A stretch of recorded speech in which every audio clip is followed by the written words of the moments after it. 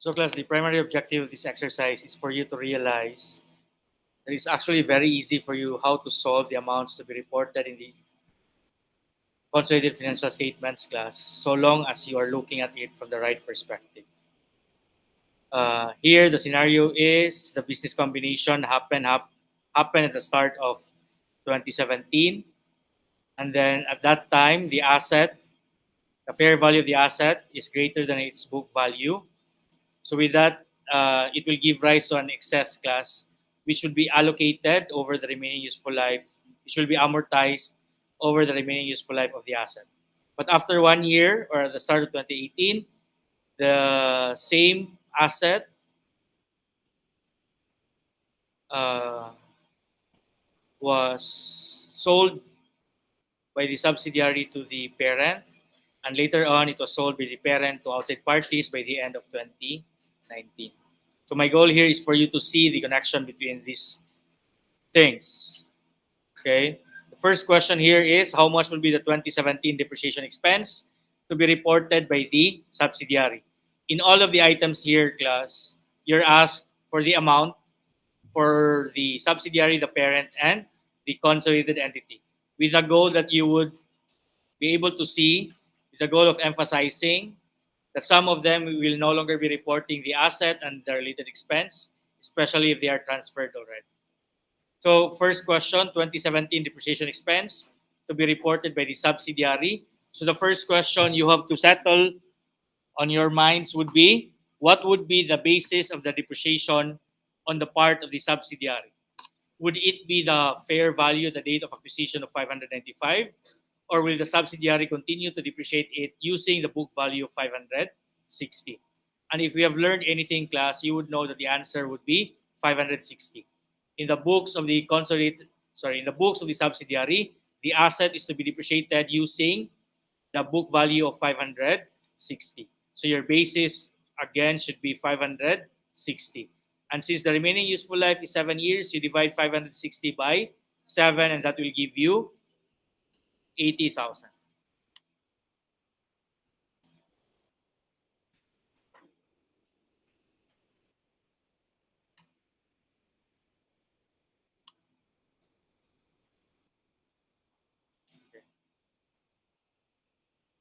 Next, for the parent. Okay, so at this point, class, for 2017, the parent will not be reporting any depreciation because the parent has nothing to do with this asset yet. Okay, this was still in the hands of the subsidiary. So the answer here would simply be 0. Now, for the consolidated entity, will the consolidated entity be reporting any depreciation expense? Yes, because all of the assets of the subsidiary and the parent are assets of the consolidated entity. So if it has an asset, then it will have to be depreciated also. But the question now is, will the consolidated entity be reporting the same amount of depreciation? The answer is no. Because what was the basis for the subsidiary's depreciation expense, class? It was the 560 book value. But does the consolidated entity believe that the value of the asset was 560? No. In the eyes of the consolidated entity, the depreciable cost would be 595. And it is this 595 that would be the basis for the depreciation on the part of the consolidated entity. So you will be using 595 divided by 7, which will give you how much? 85,000. Okay. Next, for 2018. What happened in 2018, class? It was sold by the subsidiary to the parent. So will the subsidiary still be reporting depreciation expense for this asset? The answer is not anymore. So the answer there would be 0. Now this time, since the parent has already acquired it in 2018, will the parent be reporting a depreciation expense in relation to this asset? The answer is yes. But remember, as far as the parent is concerned, the cost of this asset would be 522. So the basis for the depreciation on the part of the parent would be 522. But you have to be careful. by 2018, how much is the remaining useful life of the asset? It will now just be 6 years. So you will not be dividing 522 by 7. You will be dividing 522 by 6 years. And how much will that give you, class? 87,000. Next, for the consolidated entity, what happened? Subsidiary sold it to the parent. But did that transaction happen in the eyes of the consolidated entity? No, it's just a transfer from one part of the consolidated entity to another part of the consolidated entity. So as far as the consolidated entity is concerned, there is no sale here, class. So as far as the consolidated entity is concerned, it will continue to depreciate the asset based on a cost of 595. So even in 2018, the depreciation expense will still be 85,000. And of course, for 2019 class, for the subsidiary, it will still be 0. And then for the parent, it will still be 87,000. And then for the consolidated entity, it would still be 85,000. Now, what do I want to highlight here? For the consolidated entity class, even though it has been transferred from the subsidiary to the parent, the depreciation expense for the consolidated entity has remained at 85,000 class, and which was based on the fair value, the date of acquisition. Okay, and then for the parent, understand that it should be based on the cost at which it was acquired by the parent. Next, for the carrying amount, at the end of 2017, this should be easy, class. For the subsidiary, 560 minus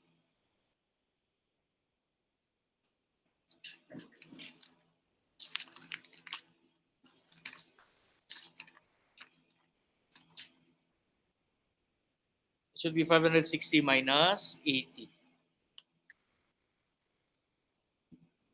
How much is 560 minus 80, class?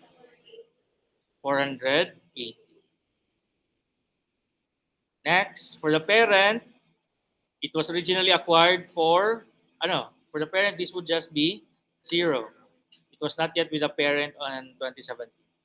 For the consolidated entity, its initial balance as far as the consolidated entity is concerned is 595 minus the depreciation expense of 85. The carrying amount as far as the consolidated entity is concerned will be 510.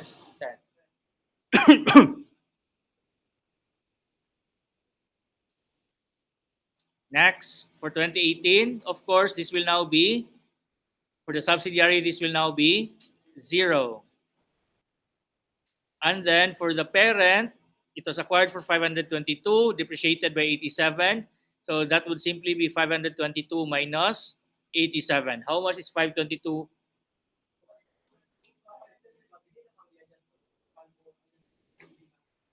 Sorry.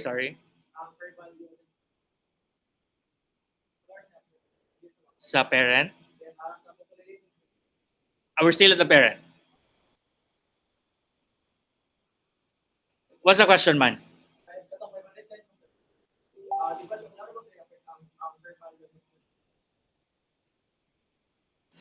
It's 595 minus 80. It's 510. And your question is?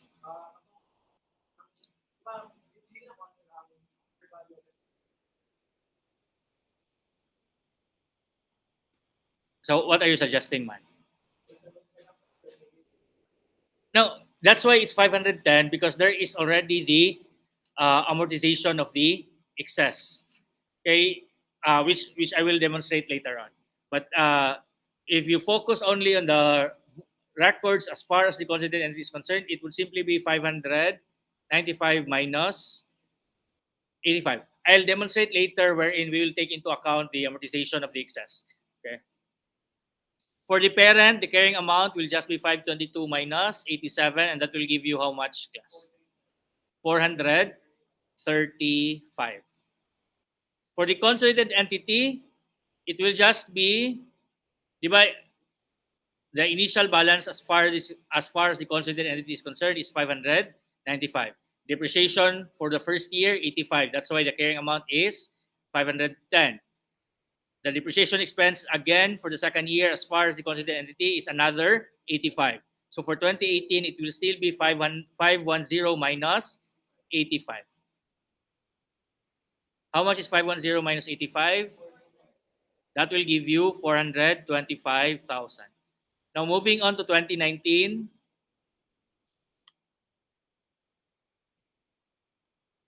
The carrying amount will still be 0. For the parent class, it would be 435 minus the 87. 435 minus 87 would give you 348. But since it was already sold to outside parties class, technically the answer here should be 0.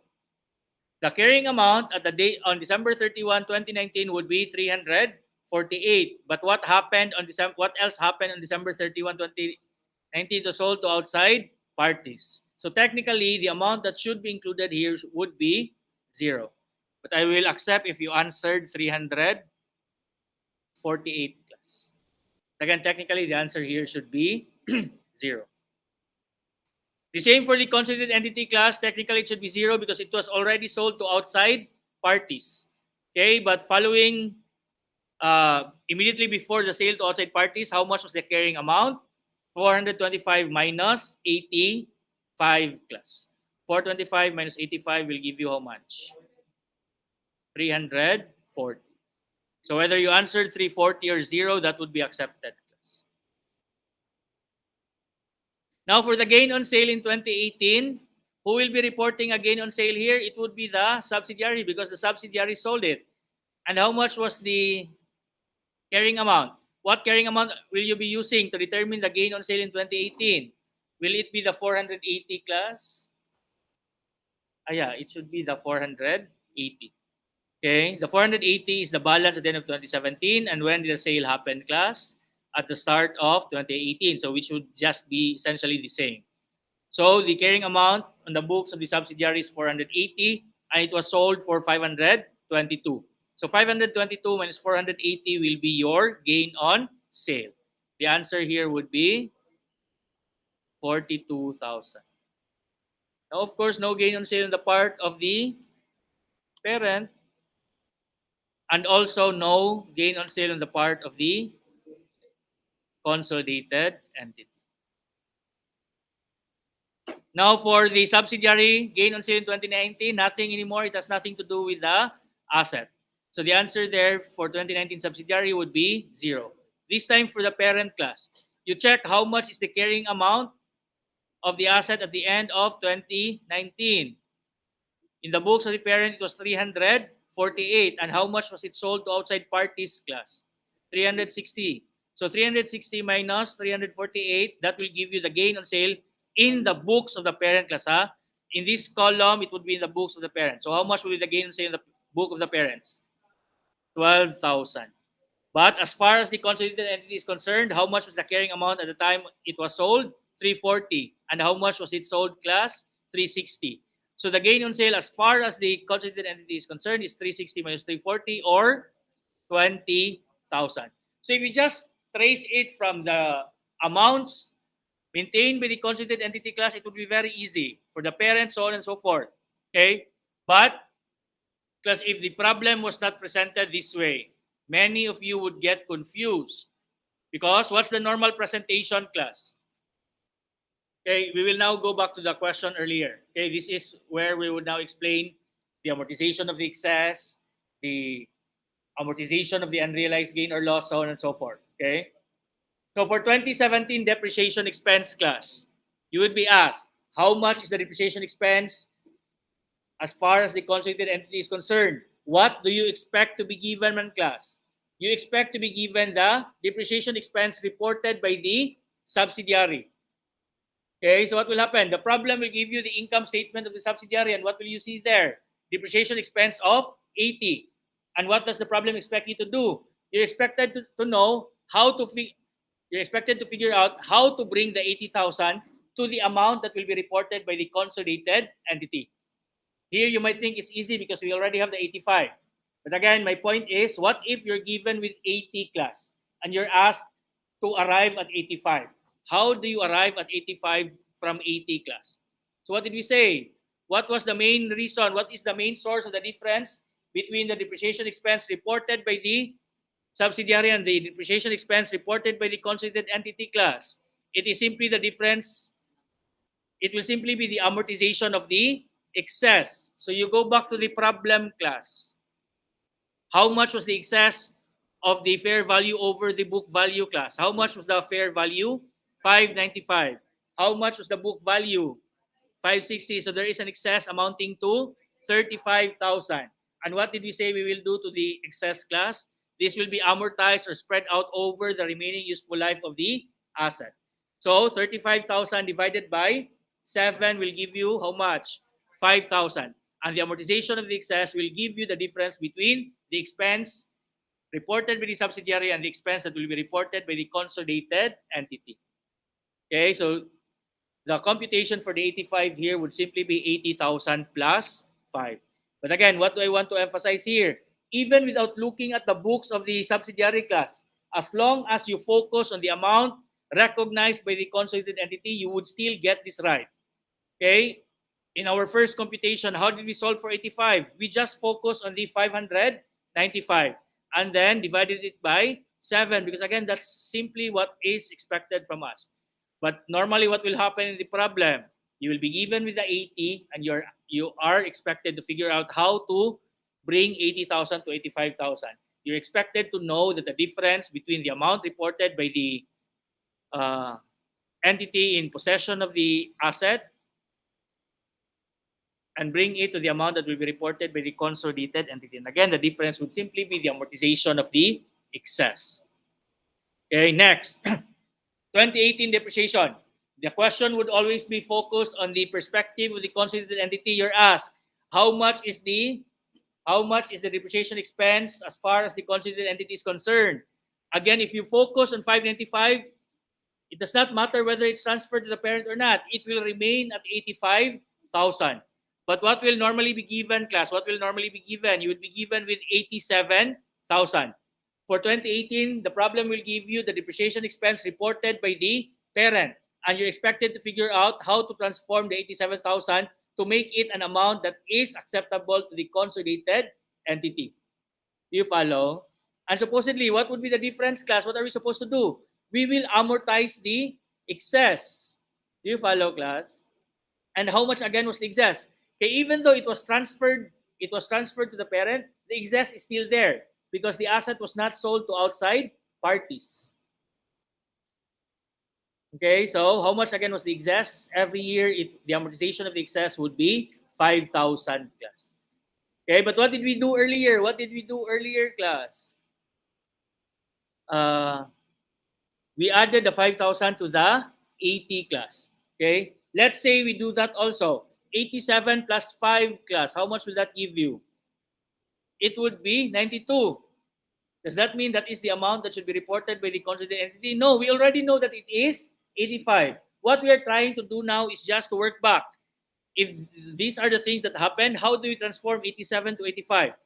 Okay, now, again, do not forget to amortize the excess. But what else are you going to do, class, if there is an intercompany sale?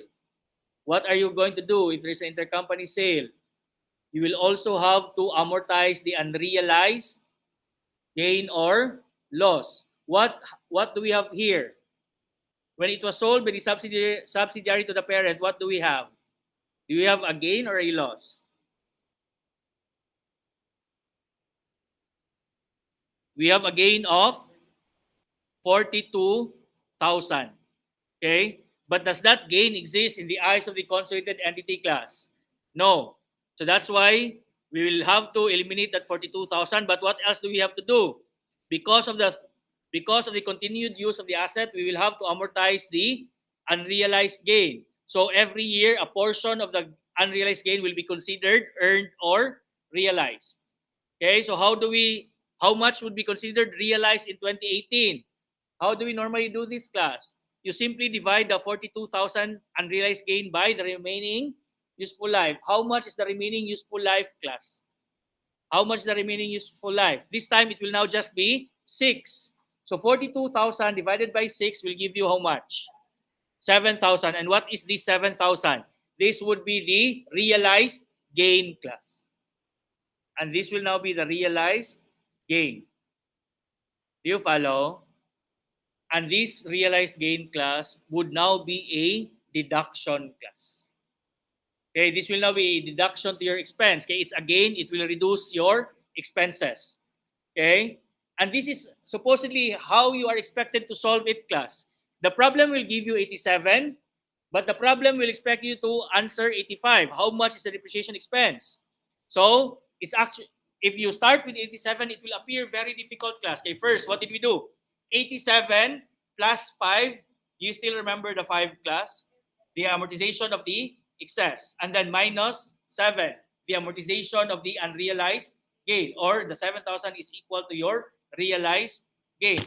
And how did you get the 5,000? How did you get the 5,000, class? The 5,000 amortization of the excess, 35,000 excess divided by 7. How did you get the 7,000? How did you get the 7,000? The unrealized gain of 42 divided by the remaining useful life of 6. So the procedure, class, to get the 5 and the 7 is actually long. So 87 plus 5 minus 7 will give you 85. But what do I want to emphasize now? There's actually an easier way to solve for the 85, class. You just focus on the amount recognized by the consolidated entity. And at what amount was it recorded by the consolidated entity, class? 595. And you simply divide 595 by 7. That would be your annual depreciation. Okay? But again, what will you encounter? What will you encounter in the problem? The problem will give you 87, and you will be asked, how much is the depreciation expense in the eyes of the consolidated entity? And the solution there is 87 plus 5 minus 7. But if you just focus on the amount as far as the consolidated entity is concerned, it will simply be 595 divided by 7. Do you follow, class? It's actually simpler if you focus. But of course, class, you're expected to know to solve it both ways, class. You're expected to know how to solve it both ways. Okay? The same solution lang for 2019. Proceed to 2017 carrying amount, class. Class, yes.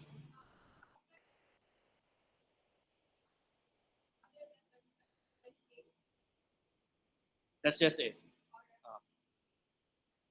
Now, for your consolidated entity, class, how much was the carrying amount at the end of 2017? It is 510. And how did you get that one? 595 minus 85. Because we already know how much is the correct depreciation expense as far as the consolidated entity is concerned. But again, that is not what will happen in the problems. What can the problem give you, class? The problem will give you the carrying amount in the books of the subsidiary. How much is the carrying amount in the books of the subsidiary, class?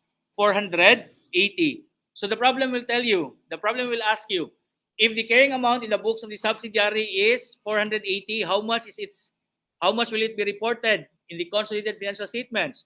We already know that we will not follow the subsidiaries because it is understated as far as the consolidated entity is concerned. So how do we bring 480 to 510? Assuming we did not know 510, how do we determine the amount to be reported by the consolidated entity, class? You have to add the unamortized excess. I have discussed this before already.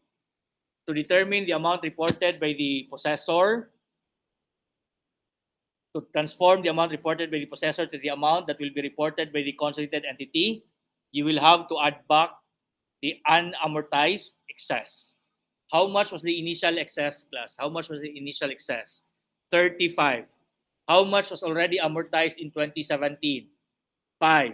When are you going to amortize the remainder, class? They are going to be amortized in the next 6 years. But after 2017, how much is unamortized, class? 30. How did you get 30? 35 minus 5. So you just add 30 to 480, you would arrive at 510. Do you follow? So there are two ways for you to solve for 510.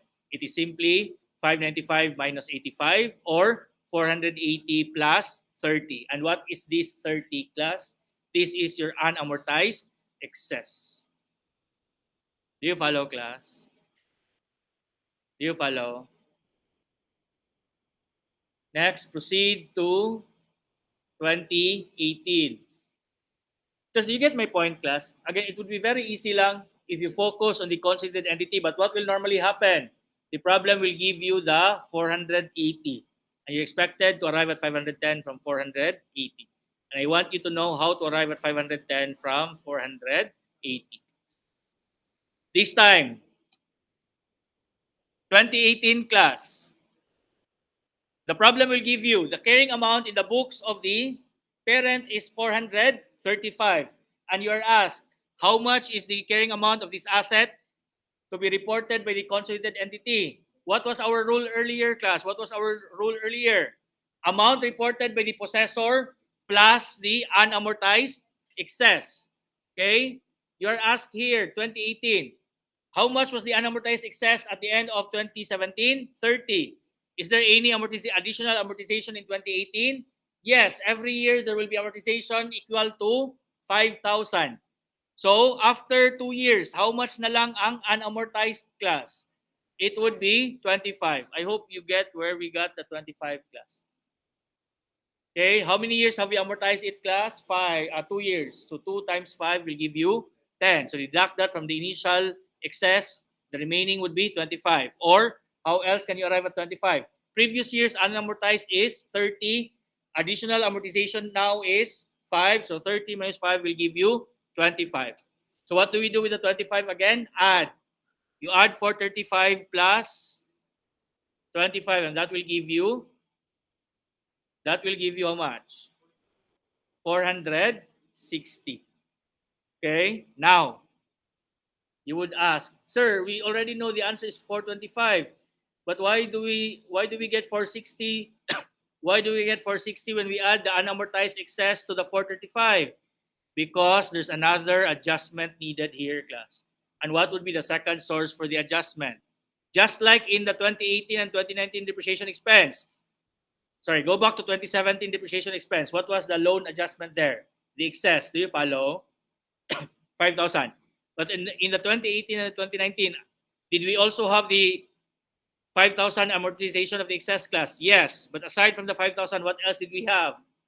We adjusted it for the realized gain on sale. So for your 2018 balance, class, you will also adjust it for the remaining unrealized gain. How much was the initial unrealized gain, class? How much was the initial unrealized gain? 42,000. Do you see the 42,000? That was the gain from the sale from the subsidiary to the parent. The gain is 42, but again, that gain is still considered unrealized. When did the sale happen? Beginning of 2018. By the end of 2018, portion of the 42,000 will already be realized. How much of the 42,000 is already realized, class? 7. So that means how much of the 42 is unrealized by the end of 2018? How much? 35. So what then will be the treatment of the remaining unrealized, class? What would be the treatment of the remaining unrealized? It would be deducted, class. It would be deducted. Okay, so how then are you supposed to alternatively solve for 425? You begin with 435, you add the remaining unamortized excess of 25, and then you add the remaining unrealized, you deduct the remaining unrealized gain of, 35. So how much is 435 plus 25 minus 35, class? 425. Okay, but again, we do not like that, class. Okay, it's a roundabout way of solving the 425. What was our easier way of solving the 425, class? It was simply the 510 minus the 85. Okay, but again, you should know these two ways of solving this, class. Okay, now, if you want an explanation, why are we deducting the remaining unrealized gain, class? Because again, the 435 is based on the price of the acquisition price on the part of the parent. And on the part of the parent, that is overstated. That's why it has a gain. So that's why we will remove the unrealized gain so that it will arrive at the amount that is correct as far as the consolidated entity is concerned. Of course, Kasa, please understand if it was an unrealized loss, the treatment would be different. Because in that case, the amount reported by the buyer will be understated in the eyes of the consolidated entity. Proceed to 2019. How much was it reported before the sale? Before the sale, how much was it reported in the eyes of the in the books of the parent? 348. And again, we already know how much is the amount to be reported by the consolidated entity. So our challenge now is to transform 348 to 340. And again, what was the first adjustment? To add the remaining unamortized excess. After 3 years or by the end of 2019, how much is the remaining unamortized excess? By the way, how much was the initial excess, class?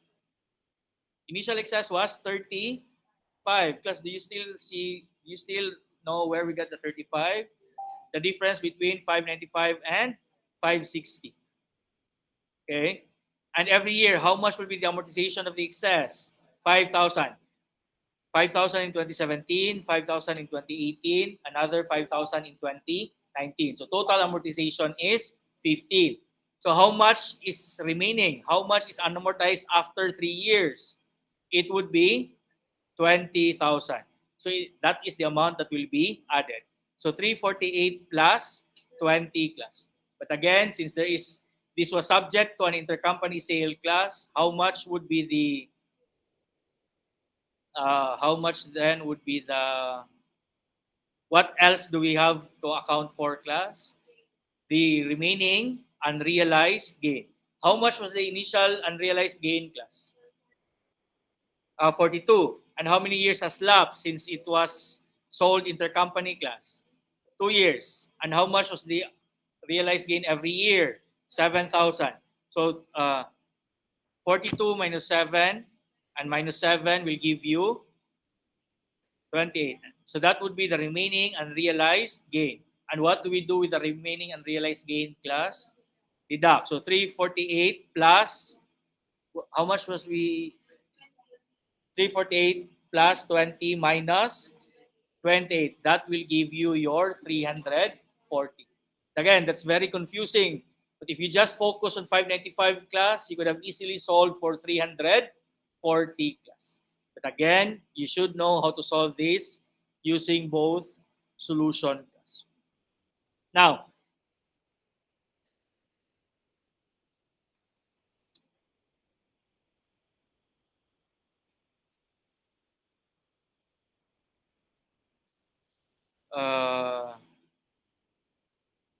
let's now move on to gain on sale in 2019.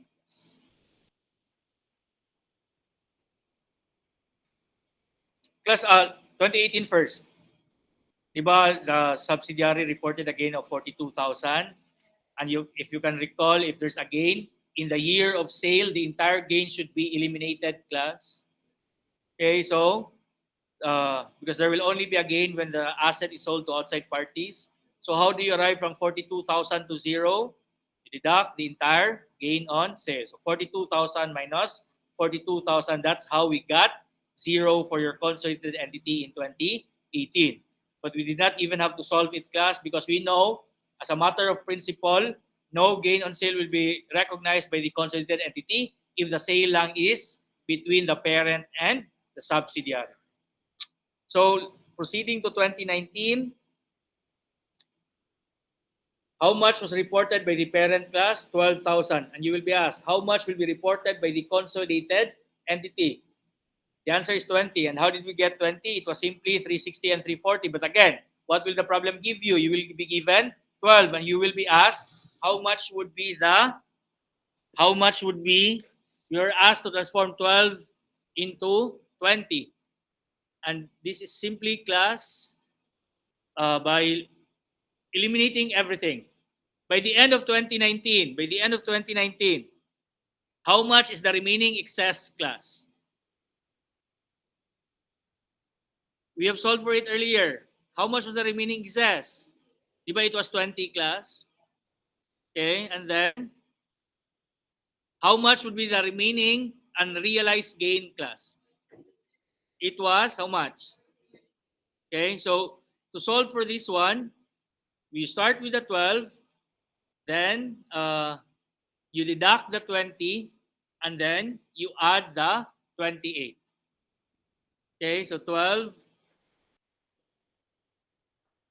minus 20 plus 28 will give you 20, class.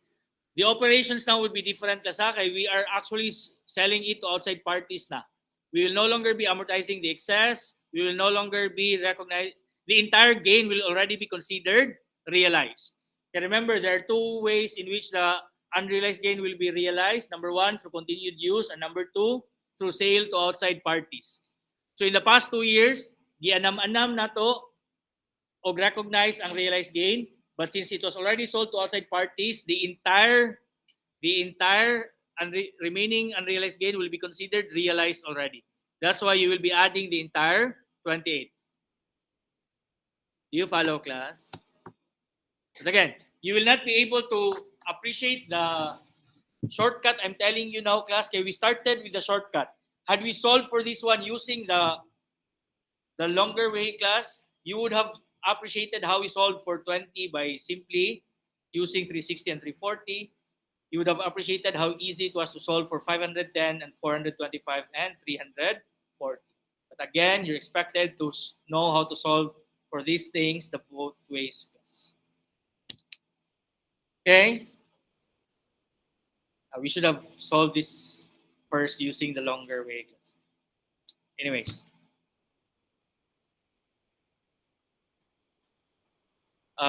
Is Miss Galendez here? Can you send to them the picture I have sent in the call? We'll just solve that one more problem, class, in preparation for your exam.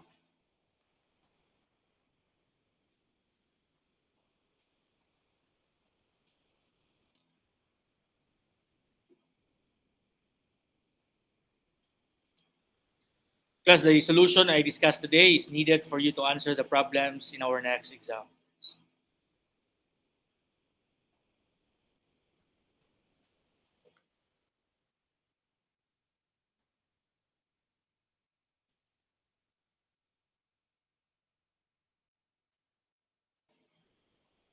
Have you shared it already, Miss? Now, I have a feeling this will come out.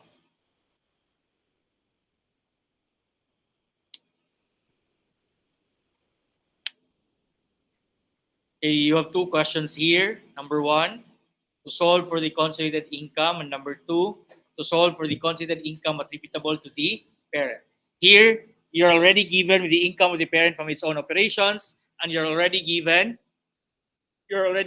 with the income reported by the subsidiary. So what we need here is just to get their adjusted income. Here you're given with the excess, class, and I want us to clean up our rules on what to do with the excess, class. Okay. Diba, the excess is supposed to be amortized, class. But I've told you already, if it's an excess on the inventory, class, it will not be amortized. The entire excess would already be considered the first year following the sale, the business combination, because the inventory would already be sold to outside parties following first in, first out. So that means the entire 5,000 will be considered as an adjustment. Do you see the 5,000 there, class? So if we're talking about inventory, we will no longer be asking the question on how much is its remaining useful life. The entire excess will be an adjustment to your cost of goods sold in the first year, class.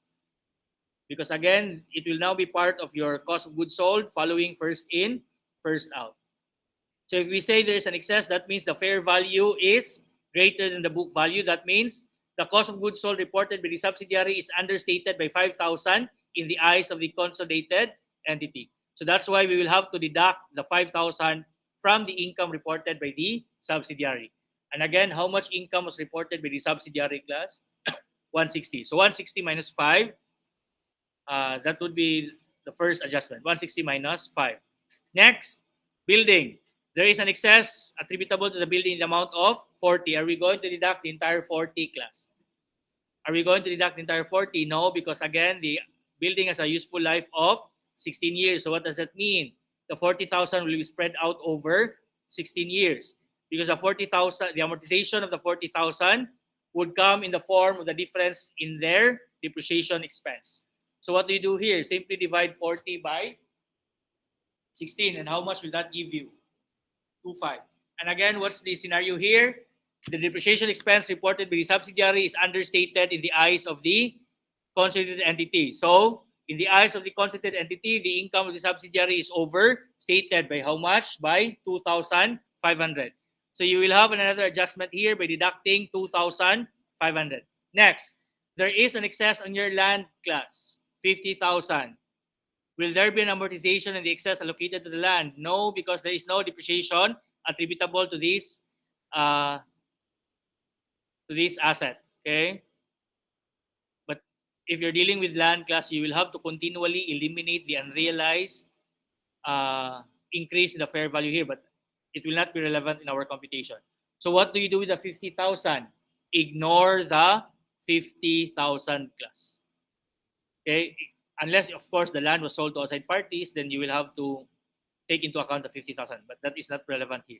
Next, equipment. How much was the excess on the equipment? 10,000. Are we going to deduct the entire 10,000? No, just the amount that will represent the difference in the depreciation expense reported by the subsidiary and the consolidated entity. This would simply be 10,000 divided by 4, which is its remaining useful life. And how much is 10,000 divided by 4? 2,500. So that will be another adjustment because in the eyes of the consolidated entity, the income of the subsidiary is understated due to this excess class. But this is technically, class, this is not new, class. The new thing I want us to talk about now, class, okay, I think I failed to mention this in the previous discussion, would be the treatment of the impairment of goodwill, class. If the goodwill arising from the business combination is impaired, that will be another source of adjustment to the income of the subsidiary. Okay? And how much is the impairment, class? Again, this is basically impairment loss. Okay? But of course, this is not recorded with the subsidiary, but in the eyes of the consolidated entity, this should be recognized, class. So the impairment of the goodwill will be another adjustment to the income of the subsidiary. Do you follow, class? So far, what will be our adjustments?